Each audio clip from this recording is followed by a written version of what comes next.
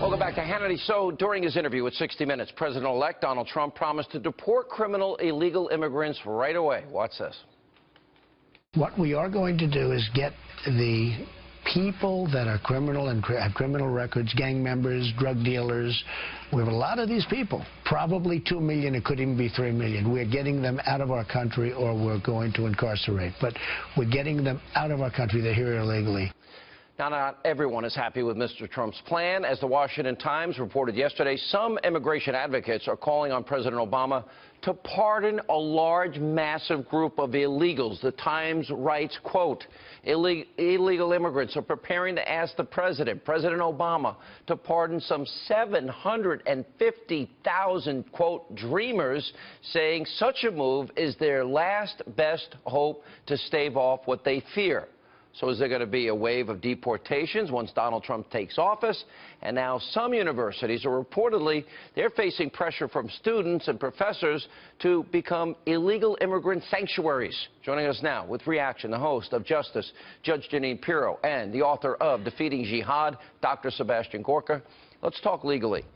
Okay, if Ram Rambo Deadfish, if San Francisco, if Comrade de Blasio, all these people defy the law of the United States, and they say, we're not going to listen to the president, we're not going to follow federal law, are they aiding and abetting? Are they themselves committing a crime?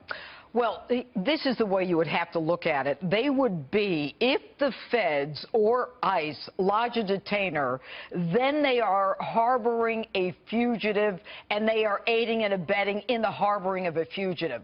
The way to hurt them is to make sure that you take away their money for sanctuary cities, which is what they didn't do last year with the budget. But let me explain one thing. Okay, all right, so they'll defund that. Trump would do that. Trump is going to do that, and Trump has to do it. So here's the next question. Well, what about those people that still harbor them? The people that still harbor them, what are you talking, the cities? Is that a crime? I'm not sure, because the feds cannot force the locals to do their job for them. It's a commandeering clause as interpreted by the courts. What if they pull somebody over and they know that person's illegal and they let them go? And the locals let them go? Yeah. Is that a crime? The feds cannot force them to hang on to that guy. The feds can only if they have the information. What the feds are doing now is they are getting rid of the information. All right. If I encourage somebody to break the law, I say, okay, yeah, just break the law. Don't listen to that law. But what you have to do, look, this is what Bobby Jindal tried to do when he was running for president. He got a lot of heat for it. You have got to actually be and have an overt act in furtherance of the crime to be part of the conspiracy. Here's the bottom line. This is a fallacy. A chief of police like Beck has an obligation to protect his citizens. A sanctuary city is allowing criminal illegals to run rampant. And his claim that he is protecting them and creating a back and forth with the illegals. No, what he's doing is he's allowing criminals to run rampant and victimizing the illegals. I know, I was a DA. What you're doing is you're allowing the illegal criminals to victimize the illegals who aren't criminals. All right, let me go to Sebastian Gorka. From the perspective, all right, we understand what criminal aliens can potentially do. That's a no-brainer. Donald Trump said we got to build the wall first. After the wall is built, the country will make decisions. He'll make decisions about those that didn't respect our laws and sovereignty.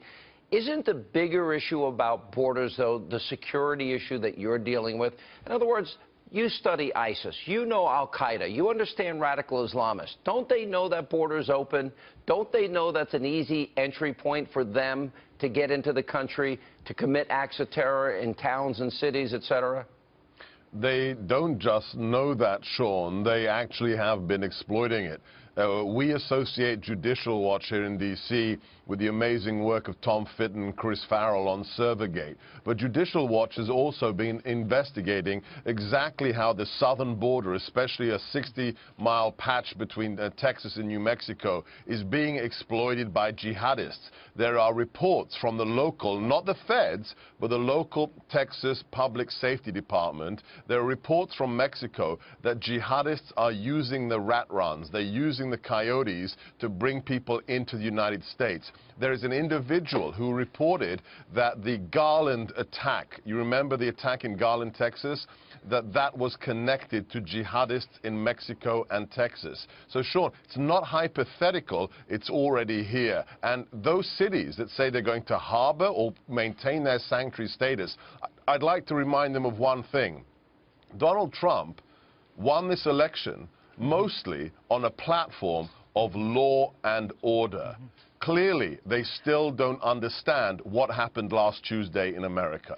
Yeah. There's another piece to this. We do not allow the harboring of American criminals. Why are we allowing for the harboring of illegal foreign criminals? And the United States Supreme Court, in response to President Obama's executive action with DAPA, said, no, Mr. President, we are not going to allow you, by affirming the circuit court and having a split decision, we're not going to allow you to prevent the deportation of 5 million illegals. They have to be deported. So President Obama should get off his high horse at this point and understand that we are a country of laws, and stop talking down to President-elect Trump and telling him what to do. We are a country of laws. They have to be followed. All right, guys, good to see you both. Thank you. And very important questions that will be coming up. This is going to be a big fight.